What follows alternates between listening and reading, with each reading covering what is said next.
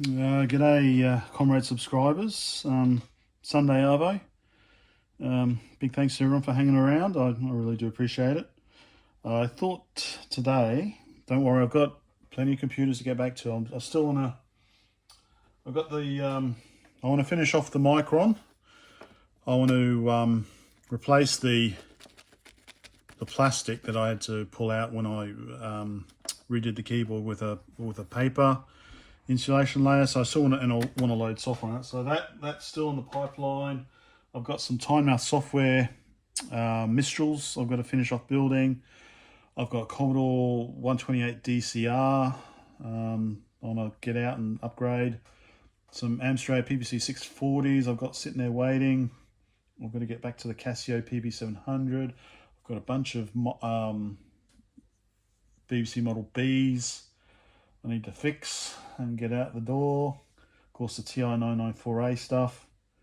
Hewlett Packard Series 80. Anyway, so there's all that stuff to come.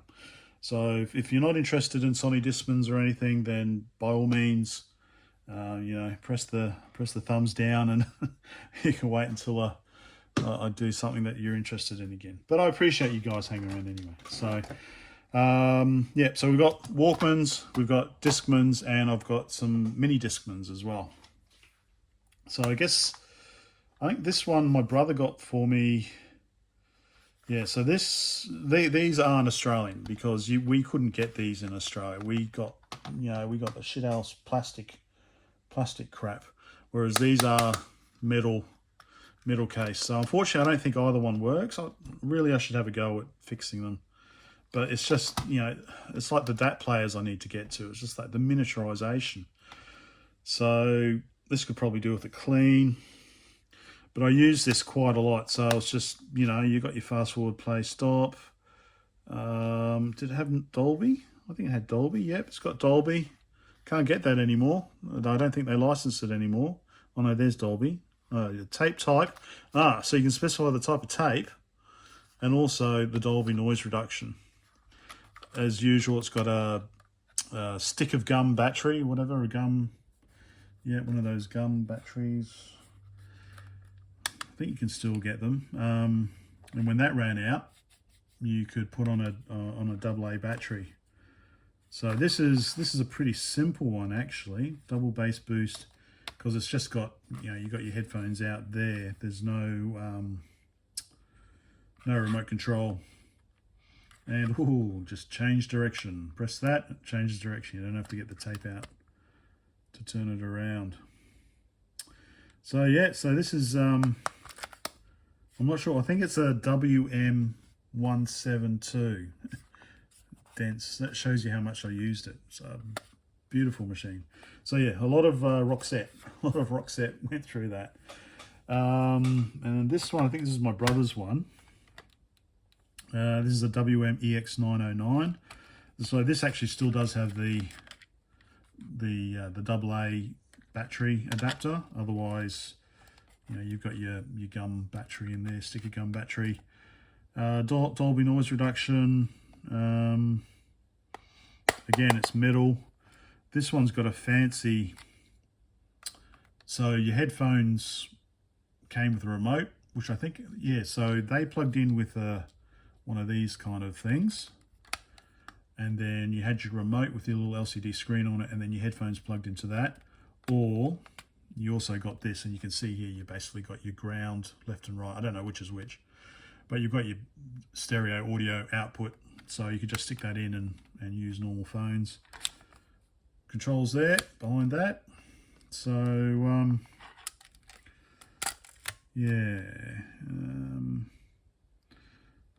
another wonder of Japanese miniaturization. So that's the two Walkmans we've got. Then we get to the Discmans. So I've got them kind of, not so much the three kind of maybe, what's the word? Well, let's have a look. So this is the first ever one. I bought this in Japan in 1989. It's a D22. Came with a with a carry strap that It's kind of got some weird gunk on it, so I've taken it off. But unlock it there. Space, you put your 4 AA batteries in there. Yeah, 4. One thing to note, so I did just try this before. This is actually my second attempt at recording this because I thought the first attempt was boring. So if you're finding this boring, imagine what the first one was like. But you notice here, so this is 89. So this is what, 30, over 30 years old now. But notice you just put the CD on. There's no clip. So I'm quite used to there being a clip these days. So not sure when that came in. But yeah, this shows you how old it is. It's got a 2.1mm power socket, 9 volts. 9 volts in. We've got our line out. We've got our bass boost. And we've got our screen there. Play key. I'm not sure what key means. And you could have got a remote. I think the remote was extra, so we didn't have it. But this one it's got problems. So let's have a look. We've got that 2.1mm plug here, which probably isn't the best. I think it's probably a, let's see. Put in, oh yeah, we've got TM network already in there. So now there's absolutely no skip protection or anything. Oh, it would help if I plugged in. So that's headphones. So we want line out. There we go. Turn that on. I've got to very carefully hold it.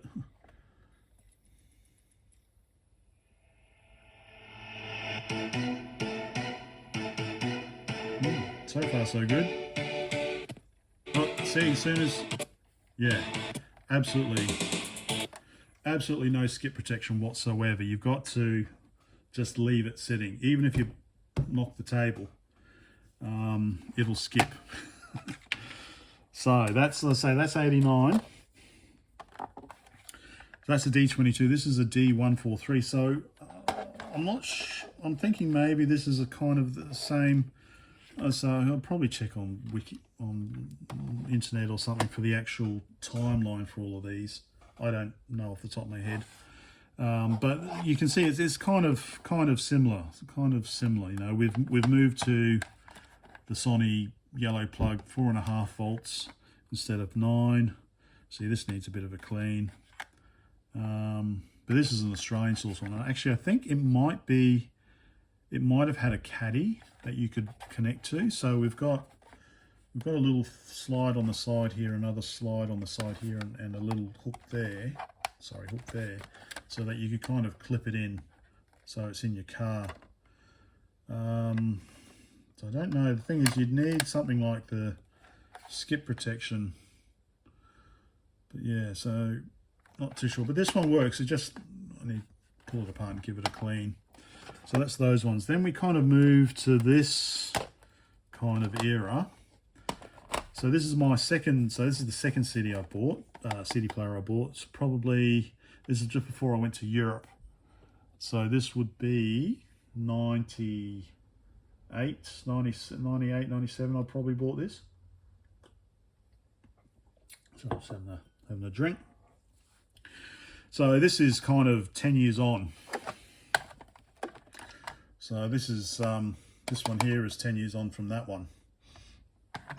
And here we this was quite good actually, because we've got 10-second ESP, electronic skip protection, heat resistant lid. So you can see that this is kind of, and again we have this kind of caddy sort of you know, holder thing. So why about heat resistant lid? Well, if you've got it in your car, sitting in your car like this, then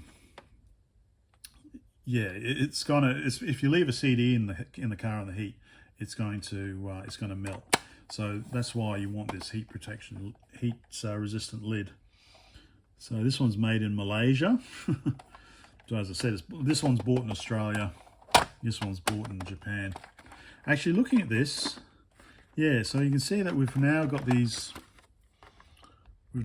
ball bearings here to clip the CD in. I don't really need to demonstrate it, do I? Because there's no CD in there. Oh, here we go. Here's Hadaway. Hadaway I found in another, what is that? Anyway, so here, there we go. Now we've got a nice solid, whereas in the D22 lock, oh, this is a beast. Oh, there is absolutely just sits there. Yeah, well, you've just got basically this here to hold it down. Anyway, so that's a small little innovation I noticed. Put that one back there. Yeah, so this is what I've probably got 98. Works quite well. We've gone, like I said, we've gone from 9 volts to 9 volts to 4.5 volts, which means we've gone from 4 AA's to 2 AA's. Anything in particular? Yep. So we've got the kind of Sony remote that could plug into here, or just your standard headphones. So you can turn ESP on and off. I think the way ESP worked is basically it ran the CD faster so that it was reading ahead and buffering it. So if there was any kind of knock, it had already read 10 seconds worth of data. So not much more to say about that one. We can give it a try actually. I've got the 4.5 volt set up here, Aussie. There we go. I think this might have, I'm not sure. There we go. All right, line out. Let's open her up. Put that in.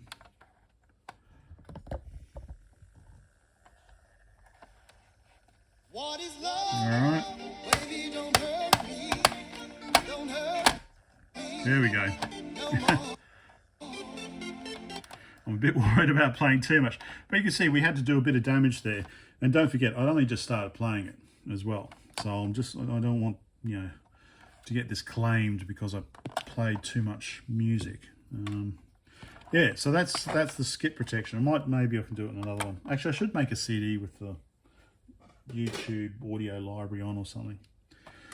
So there's that one. This one my parents just gave me recently. Apparently it doesn't work. So we'll have a look at that one. And I bought this one on eBay a little while ago, I guess, when I was kind of into collecting CD players. This is a DE700. So this is the DE301. This is a DE351. Can play, it's got ESP Max. So we've gone from ESP Max to ESP2 or ESP squared.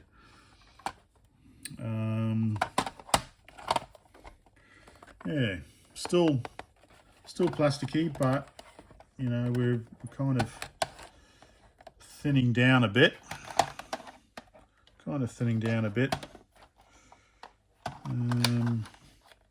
Yep, still 2 AA's. But yeah, I guess nothing really. I'll say I bought this kind of recently in the last 10 years, 10 years. Actually, it looks like it's had quite a lot of use. So that's those ones. And then we get to basically as small as you can go, really. So I'll put those aside. So these are the ones that I've actually bought.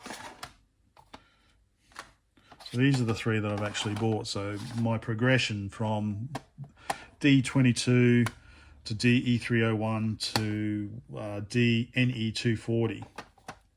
So we've gone from basically a basic CD player to skip protection, heat resistant lid, to MP3 and all sorts of stuff. This one's got G protection. not ESP, so this one's actually G protection. So hold is on underneath. 2.5 volts in, open, headphone, no fancy remote control plug. And then we've basically got our controls on the front group, I think for folders, because it can do MP3s. But this was quite a good CD player as well. This lasted me quite a while. Then when I got my car in 2018, it's got no tape, it's got no CD. Awesome. So I bought this one. So this is designed for the car. You can see here it's car ready with 50 hours playback. We've got G protection, and yeah, so yeah, like you can't. It is thinner. It is thinner, but yeah, you can't get any smaller than this unless we're talking about the D88, which was designed around these. This one actually does have the remote control input. The reason for that being, and that's the remote control here, is that it's for the car. So you stick that down somewhere. You know, you've got your left and right, play, pause, stop.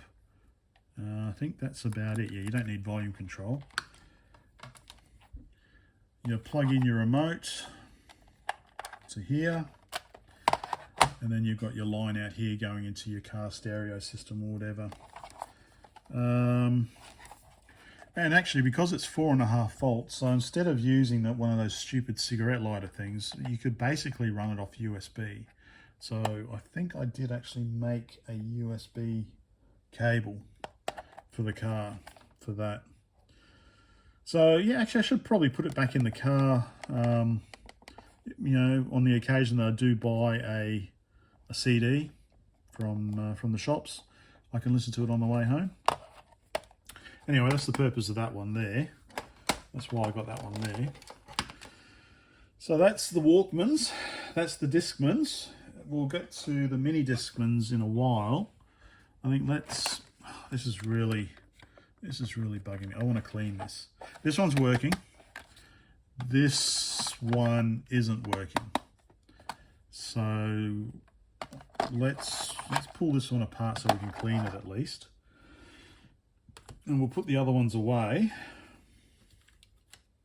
And we'll try not to damage this and try and see what the issue is.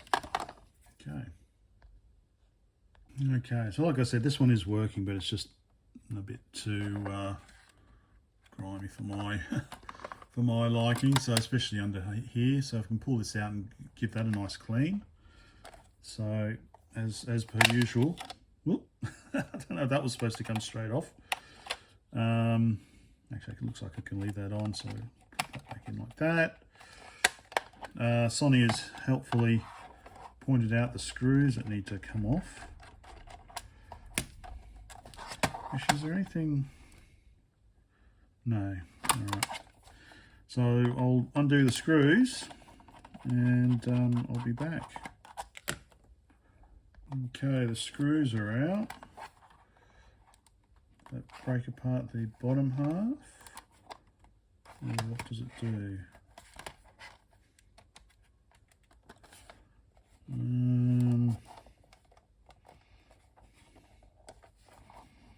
Do I need a? Yeah, looks like okay. It looks like it's probably clipped. So get my knife.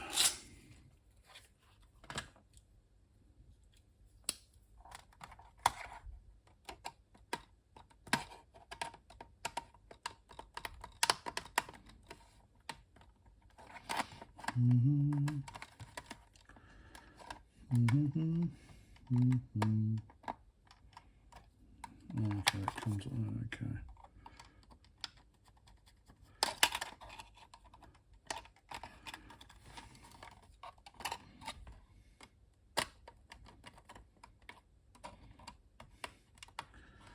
See all this falling apart in a heap.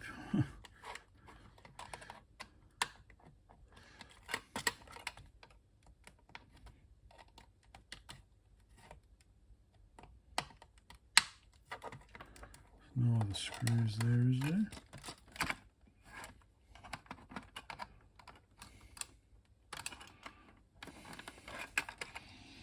All right, let me continue futzing around with this,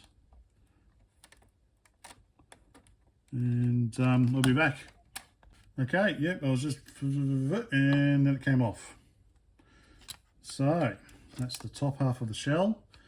Pretty much I could go do what I normally do with the computer and just give this a scrub, a good scrub, get in all the nooks and crannies, and leave it outside to dry. That's all the button mechanisms there.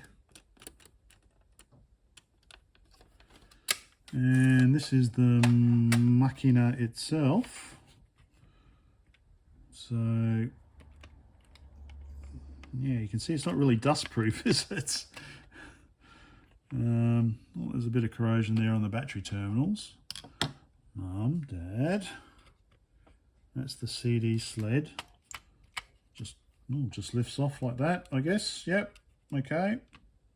Just lifts off like that. Flat film connector there.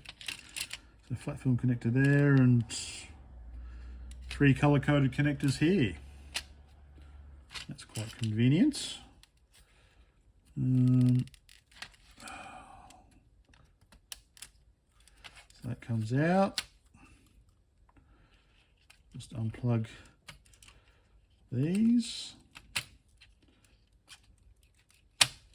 There we go, and the CD sled's out. All pretty simple, looks okay. Mechanism looks okay. And that means I could give this a good hose down as well, doesn't it? Really? LCD. Not cause any problems with the LCD. But yeah, there we go, that comes out. Okay, could probably put on some new black tape there.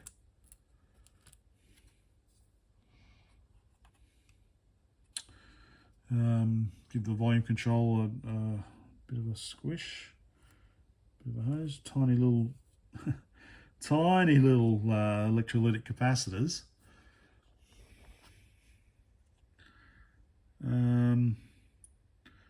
Not much to it really. Sorry for grossing you out with the close-up.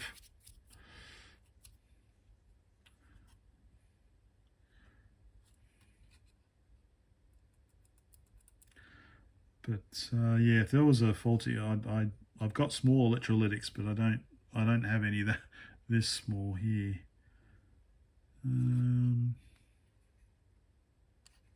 Cool. How simple is that? Oh, okay, here's all the smarts on the bottom. Okay. Afterthought.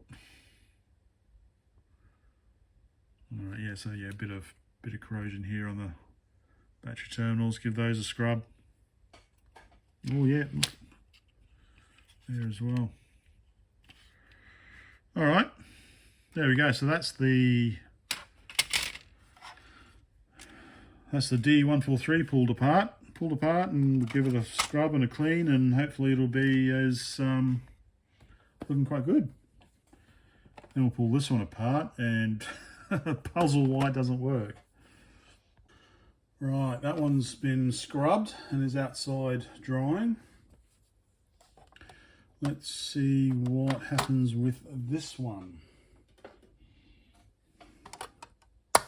Notice for a start where the laser is. The laser's all the way up here. Normally it should home back to here, shouldn't it? I think it should at least. ESP on off. Okay, that's inside.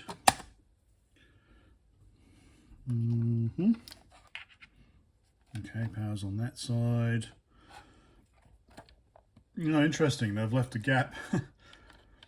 So probably if you're in Japan, you'd get a fancy fancy remote control, or maybe if you had the next model up or something, I don't know. Right, it's plugged in, holder's off, and some very faint text. Let's unplug that. Bloody lights in the way. Looks like F. Sorry, can't really make it out. F something. Okay.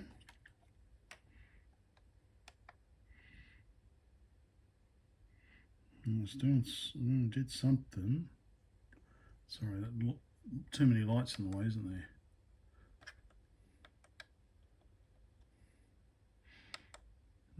Okay. So, and well, you know, the laser mechanism didn't move at all. So certainly something's not right with that, at least. What am I going to do then? I don't know. Okay, in this case, we've got it screws inside the lid. Okay, let's move these ones to the side. Oh, we've got, what's this? What's that liquid? Oh, I think this actually had a battery pack, maybe a rechargeable battery pack in it. Maybe, yeah. So that, okay. So basically, yeah, we've got screws all over the place. We've got inside screws, we've got outside screws.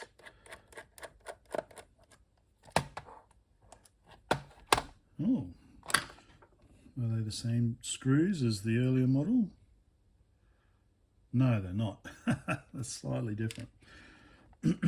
Okay, so definitely this needs a, I don't know what that kind of liquid is.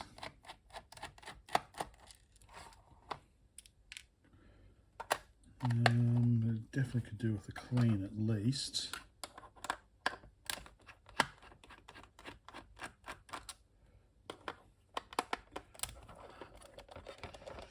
That's 4 screws.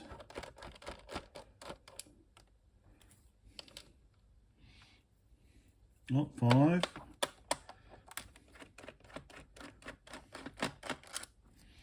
Okay.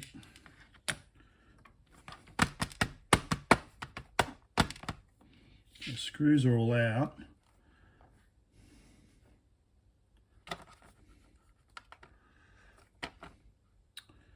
So I assume again it's the same thing. It's this.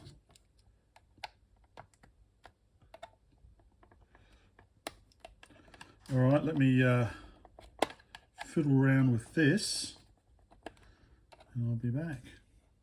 Okay, I think I've got it. Once you've got one clip, it seems the rest will come off. Mostly compliantly.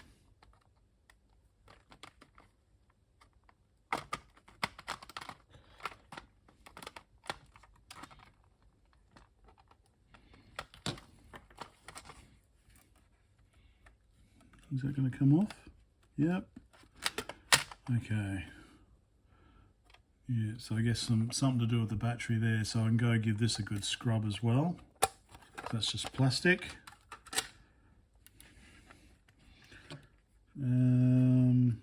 Okay, more interesting door mechanism here. And half size circuit board. Ah, look at all this. Ugh. I wonder if that could be the problem. There's quite a bit of corrosion there. Looks like we've got some corrosion down here as well.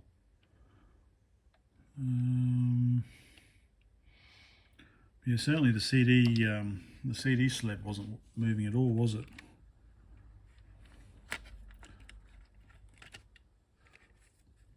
So what connections do we have this time? Let's, okay. All right, so all come out. All right. So it's a bit simpler. We've only got 2 color-coded this time. 2 color-coded plugs there, plus the flat film connector or whatever it is, which of course is completely different to this other one. It's a smaller one.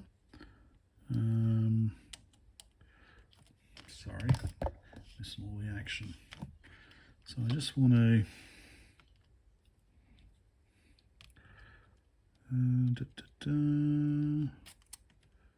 very carefully. Right, well, I'll futz around with this with my sharp knife. I'll futz around with this, and then we'll have a closer look at the corruption or whatever it is, the corrosion. Okay, as you probably knew, this was a lift-up connector. Gently pull it out.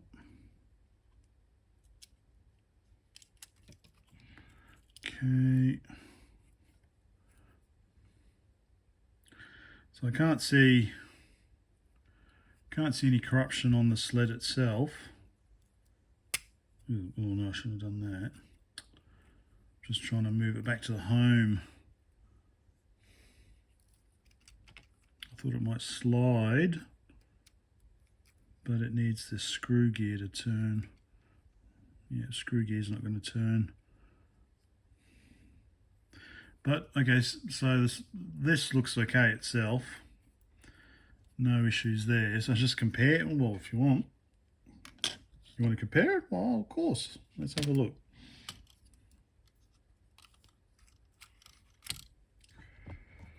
Zoom out a bit. So this is the older one. You see we've got 3 sets of I guess maybe power. So definitely that one's power.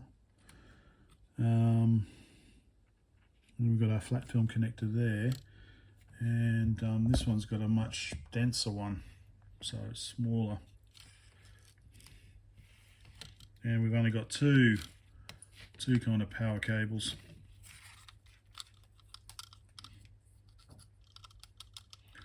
Yeah, both decent weight.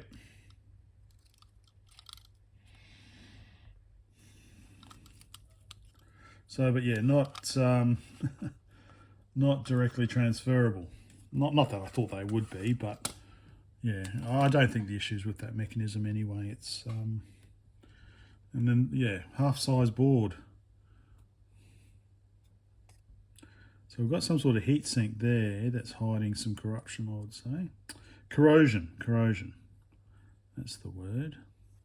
So it's soldered there, and there. And we've got this corrosion here. So there's definitely some diodes. Yeah, I might try reflowing. I don't know if that's going to make any difference. Some wires have come off a bit. I don't know if you can zoom in. So I'm assuming we've got some diodes here. Looks like some wires up here. Yeah, see, it's starting to come off.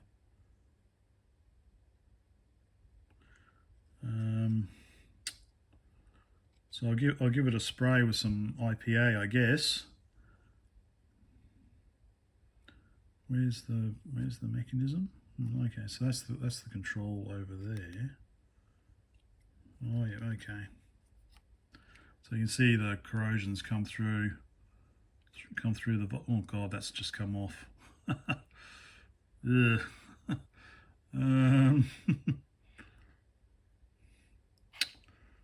Alright, well they're only wires. Yeah. Alright, I'll give it a spray and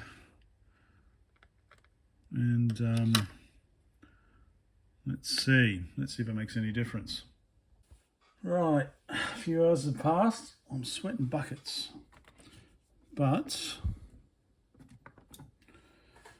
So that is the newer one. I didn't actually wash, I should have washed the case. But this is the older one where I've washed the case and it's looking oh so much better. The board is looking perfect. And it just drops in like that, so simple.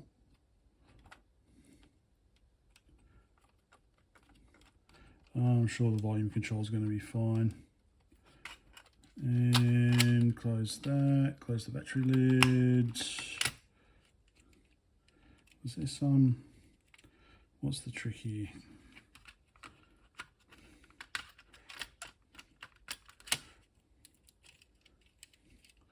I've got to get the, okay. These have to be in there like that. Okay, battery. Okay, that's the hold or whatever. How's the LCD looking? Certainly a lot better than it was. Give it a quick wipe. Okay. Now the top case is definitely a lot cleaner. Just give the inside of the, if that makes it any better. Probably makes it worse. All right. Oh, don't forget this, the CD tray. So,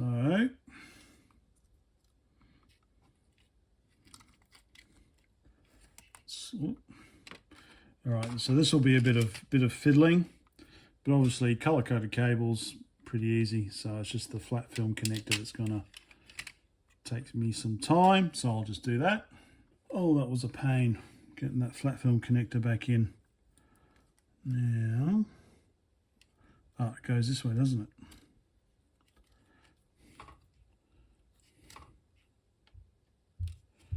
This needs it, there we go, it sits on there.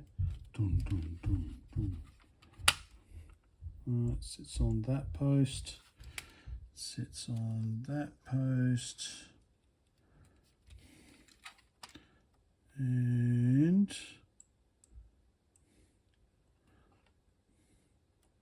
sits on that post, and sits on that post. There. There we go. That should be it. This is all nice and clean. All the gunk is scrubbed out, so it's just a matter of clicking it back into place, really.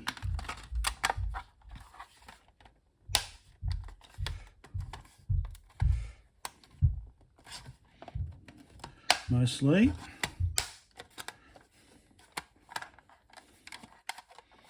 And then doing the screws, which are all external. So I'll do these and then let's see if it works. There we go. I'll wipe the sweat away. Definitely much cleaner. So, okay, maybe not the top, but all the grime is gone. The screen's clean. You're wondering whether it works or not. Actually, I should have compared the circuit boards. Well, you know that this one is pretty much full size and then this one goes half size. I don't have high hopes for this one. There was some kind of, which way did it go? That way, I think. Heatsink slash, Faraday cage. So there was some corrosion, but there's corrosion all over. So I'm not confident that this is going to have any improvement.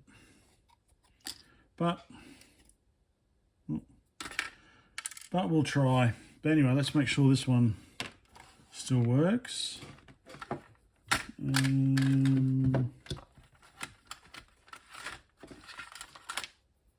Okay, power goes in at the back.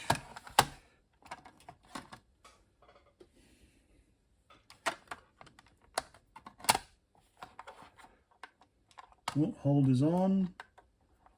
Looks good.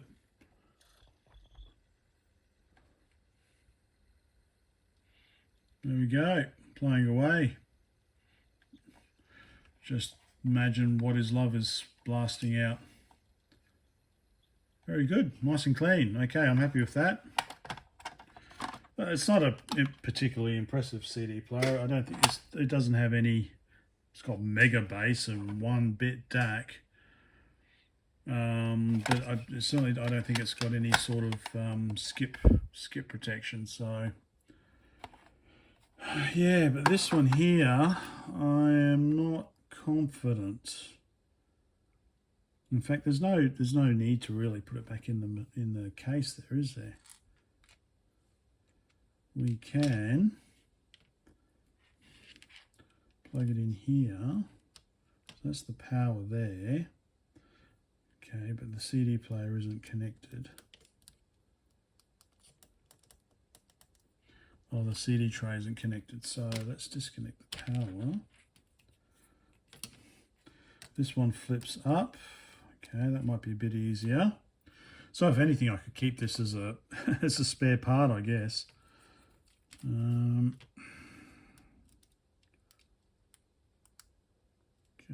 push that down. That's captured. Okay. The white one goes on the white one.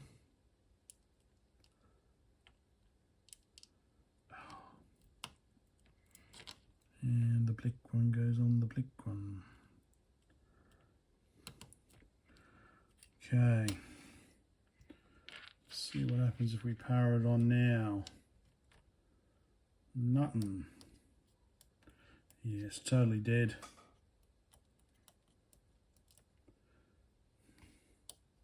Unless I've got the hold on.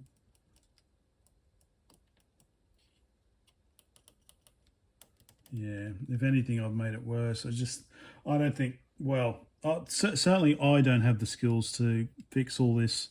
You can see all the corrosion.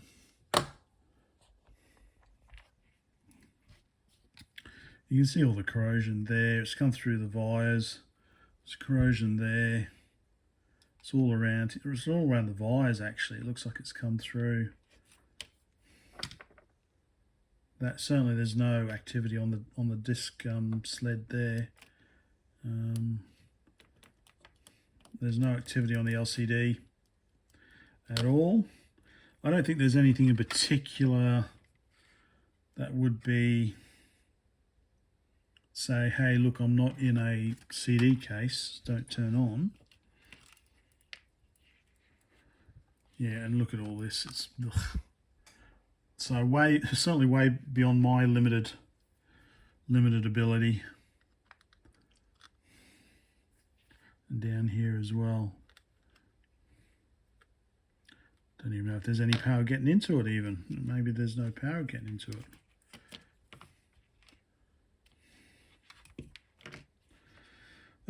Yeah, so I'm afraid that one will be a write-off, but I'll keep the sled in case I need to fix one in the next 20 years. We'll have a quick look at the MiniDiscmans I've got. And then I think we'll call it a night. Right, MiniDiscman in no particular order.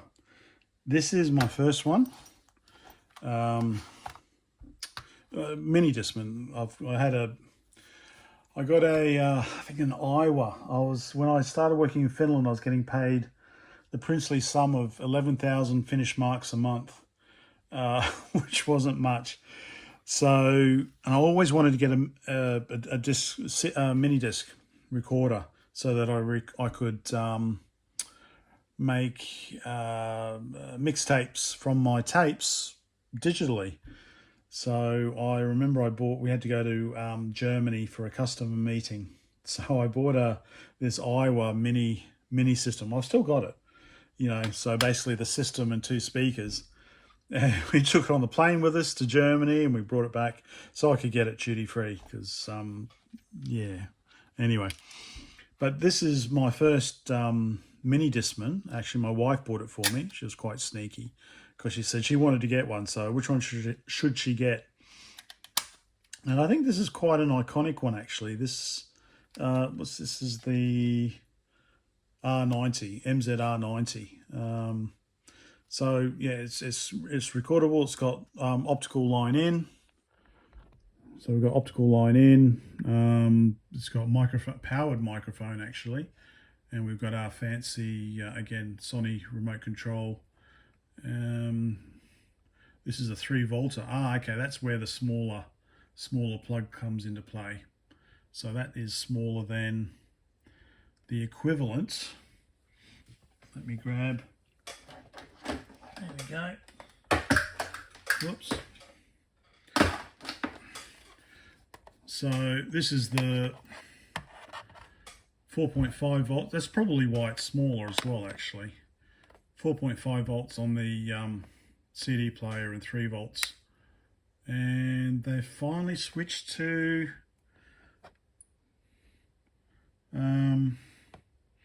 okay, they finally switched as well. So up until now it had been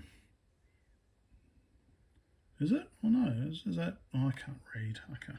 Sorry, my glasses are fogged up. I can't read it. I always thought it was can barely see it. Center positive. Okay, all right. So this one is center positive actually, but yeah, you can see the difference in size. 4.5 volts, 3 volts. Anyway, let me put that back. So yeah, so wifey bought this for me, and as you can see, I've still got it. I use this quite a lot. Yeah, it's awesome. Still is awesome. I don't know. I'm gonna have to find it. But yeah, so that was the first one I got. Then many years later, I got a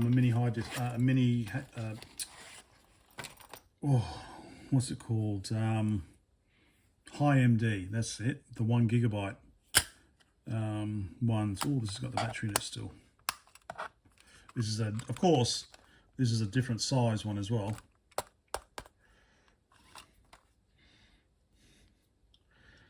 Yeah. All right. So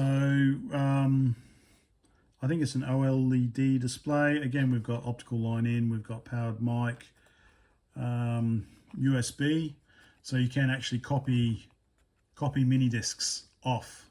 You can actually copy mini discs. You can rip mini discs, even commercial ones. So yeah, this was an awesome one as well. I use this quite a lot.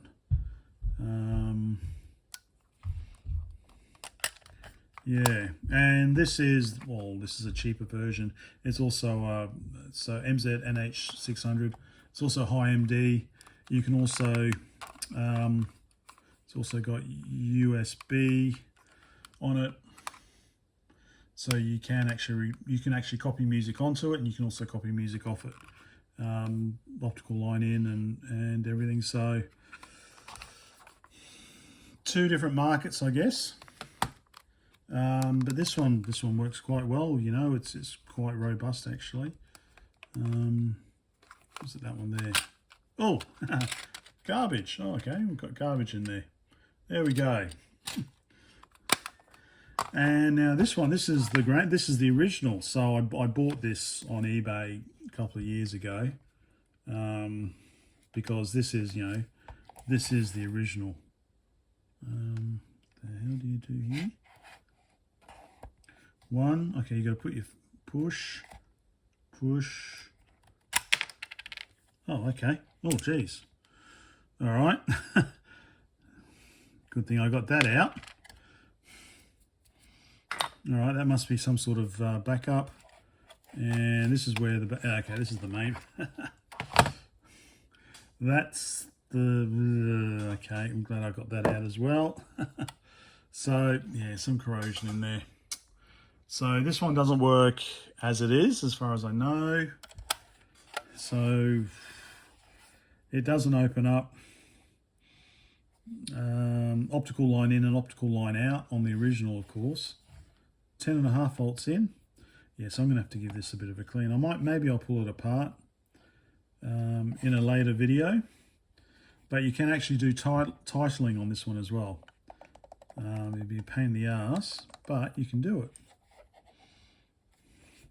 So yeah, so that's basically the first one and the last one. Similarly to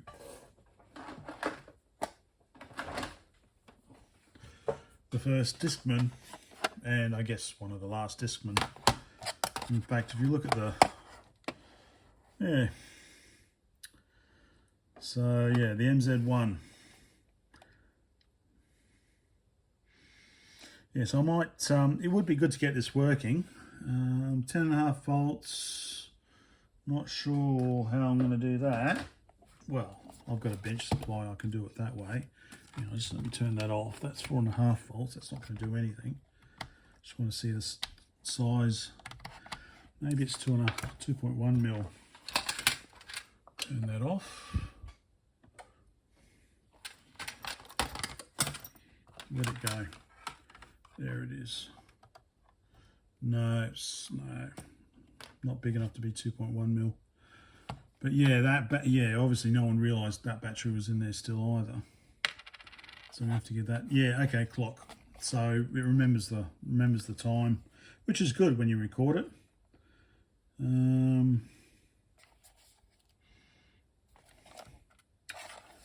Yeah, looks like something might attach on here. But yeah, so this loading mechanism doesn't open up, it just pushes in like that. So I hope that was of some interest. Let's put that away. So this needs some work, so I'll be pulling that apart.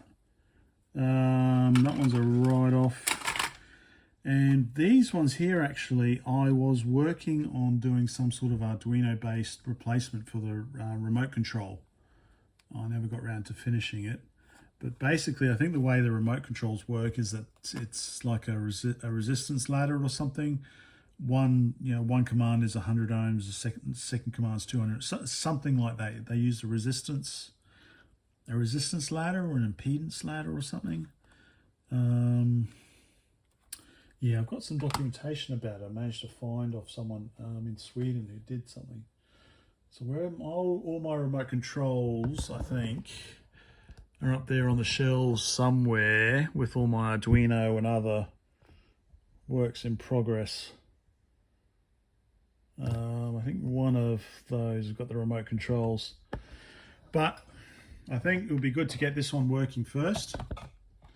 Oh, it might be interesting to pull it apart. I don't know.